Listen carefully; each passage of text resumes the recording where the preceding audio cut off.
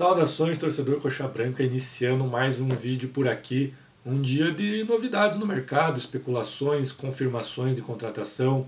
Um jogador muito perto de acertar com o Coritiba de acordo com o noticiário do dia. Mas antes de tudo, tem uma matéria aqui que eu queria ver com vocês. Deixa eu abrir a matéria aqui. Matéria do GE, assinada pelo Guto Marchiori, de volta à Série A. Coritiba prioriza perfil tático e folha salarial para driblar mercado inflacionado. Vamos aos principais pontos. A expectativa de que a montagem do elenco seria ágil após a escolha do técnico foi frustrada por um mercado com valores inflacionados, muitas vezes acima do teto que o clube se propôs a seguir. Que surpresa! Este cenário exige muita cautela do departamento de futebol. Aí que tá. O Coritiba deverá ter uma folha salarial inferior à de times rebaixados neste ano, como o Fortaleza. O time cearense tinha uma folha próxima de 15 milhões por mês. Tem mais um pontinho na matéria aqui. Diante desse cenário, a busca por jogadores de acordo com o perfil do técnico e no limite salarial. Para a SAF, planejamento a médio e longo prazo, solidez financeira, aquele discurso que a gente está acostumado. A chave para conseguir espaço e injetar novos reforços está em eliminar passivos que comprometam a folha. Essa estratégia de limpar a casa, segundo a matéria, foi utilizada com a saída do Leandro Damião no ano passado e deve se repetir. E para fechar essa matéria, aqui. Um exemplo desse problema é o atacante David da Hora, adquirido por cerca de 4 milhões de reais, a contratação mais cara da era SAF. Ele fez apenas 10 jogos pelo clube em quase 2 anos. Ele tem o contrato até o fim de 2027 e um salário do nível de Série A. Aí está o ponto para iniciar o nosso vídeo de hoje, para mostrar o perfil da SAF, que todo mundo sabe, a gente acompanha o Coritiba no dia a dia, um perfil econômico, cauteloso, que quer gastar pouco, mas que num passado recente contratou o David da Hora por um salário para os padrões David da Hora astronômico, por um valor muito alto, e agora não conseguem se livrar do jogador, e essa contratação é algo que deveria ser vista com maior atenção, quem assinou, quem indicou, quem foi a pessoa que foi olhar, se teve análise de scout. É um jogador que a gente deve. A gente já conhece, mas a contratação é algo muito complicado assim na história do Coritiba. Mas tudo isso que eu fiz, essa preparação, é para as notícias que a gente vai ver a seguir. Sempre lembrando da notícia que eu falei agora, do perfil da SAF, de mais pés no chão. A especulação do dia até agora, a mais forte, é o nome dele, Tiquinho Soares. Nome do atacante do Santos surgiu hoje. Antes de olhar os números dele, vamos abrir a notícia e dar os créditos. Tiquinho Soares no Coritiba, entenda a possibilidade do atacante virar reforço para 2026. Matéria da Banda B, informação inicial do jornalista Jonathan Mendes. Segundo ele, o atleta foi oferecido ao Coxa e a negociação não seria tão complicada. Tiquinho tem contrato com o Peixe até 2027, não estaria nos planos da comissão técnica para o ano que vem, e por isso o clube paulista tenta encontrar soluções para emprestar o atleta, inclusive pagando parte do salário, que segundo a matéria gira em torno de R$ 1.300.000 por mês. Ainda para completar aqui, segundo a matéria, nenhuma proposta oficial feita pelo Coritiba até o momento. Voltemos ao Tiquinho, então já passamos na matéria a origem dessa informação de que o Tiquinho foi oferecido para o Coxa. Para quem assistiu o vídeo dos atacantes de Série A, ali eu já deixei bastante evidente que entre todos os nomes possíveis seria o meu favorito. Hoje, olhando ali a repercussão da notícia na internet, nas redes sociais, a imensa maioria da torcida é contra a contratação do Tiquinho. A gente respeita, mas assim, a opinião pessoal, é um homem que eu traria sem pensar duas vezes. Óbvio que tem a questão do salário, mas o salário, como a gente já viu, mesmo a SAF agora fazendo um papel pés no chão, um papel de quem não quer gastar muito, o passado recente condena.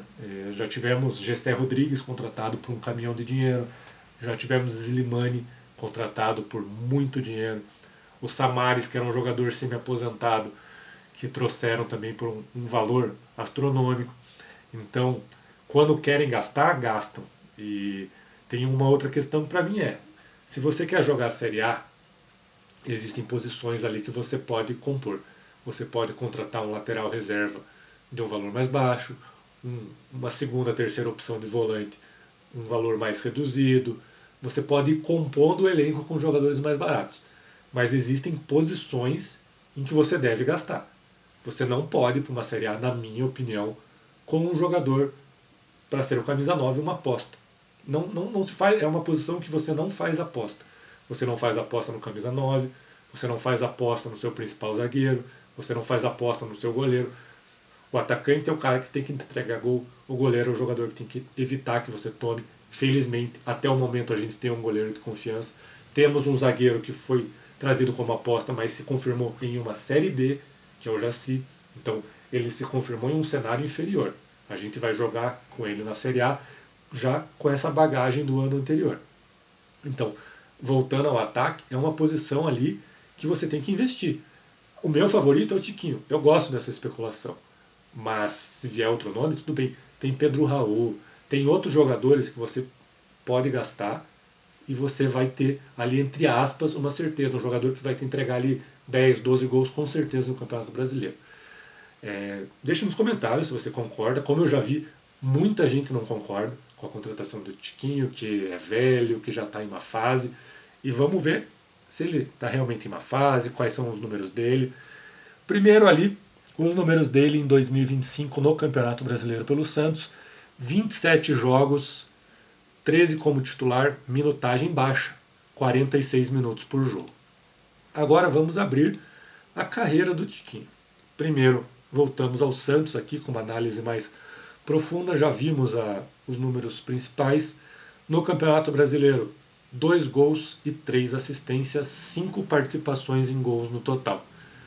Nos últimos jogos do Santos aqui, ele entrou em campo contra o Cruzeiro e entrou em campo contra o Sport nas 2 últimas rodadas do Campeonato Brasileiro.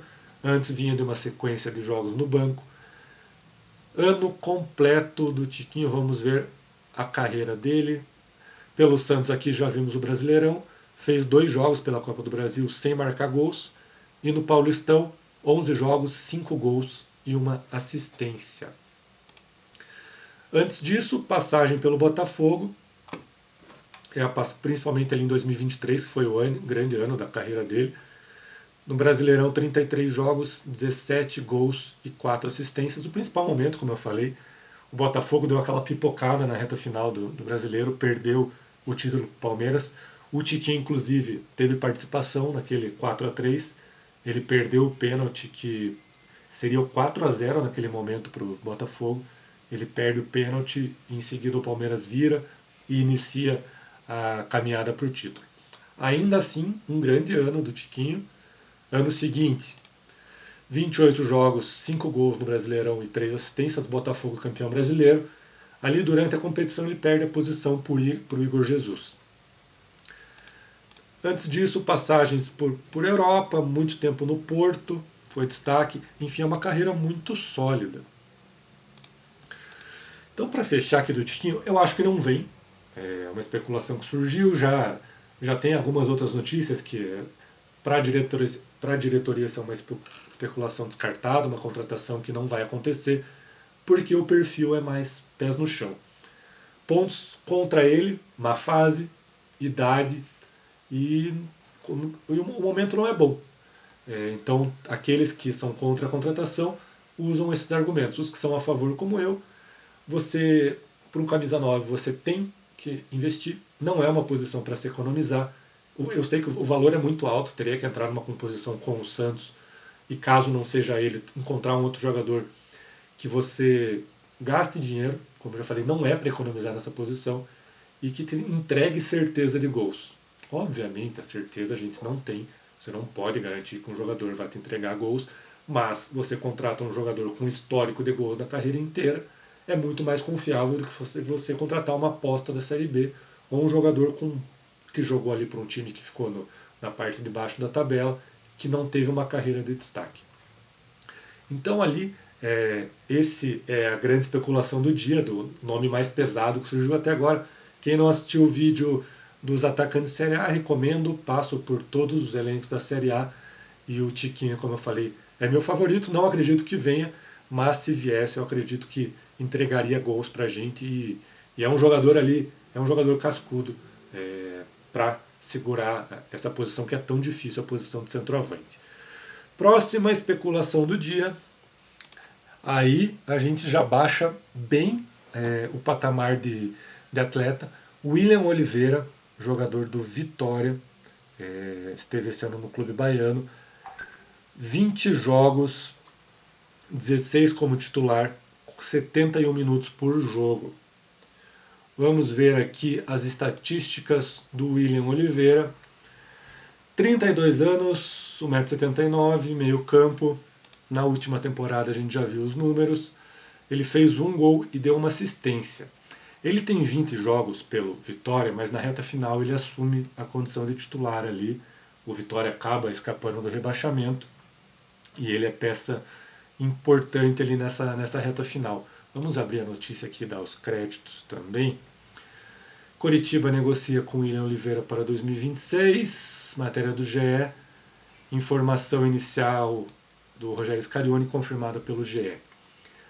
Negociações avançadas, segundo a matéria, expectativa que assine com o Coxa nos próximos dias, apesar do interesse da Chape e do Mirassol.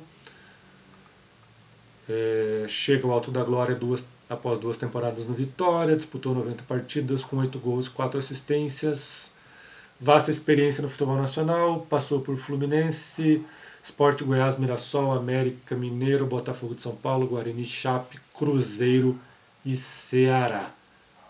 Abrindo aqui novamente a carreira do William.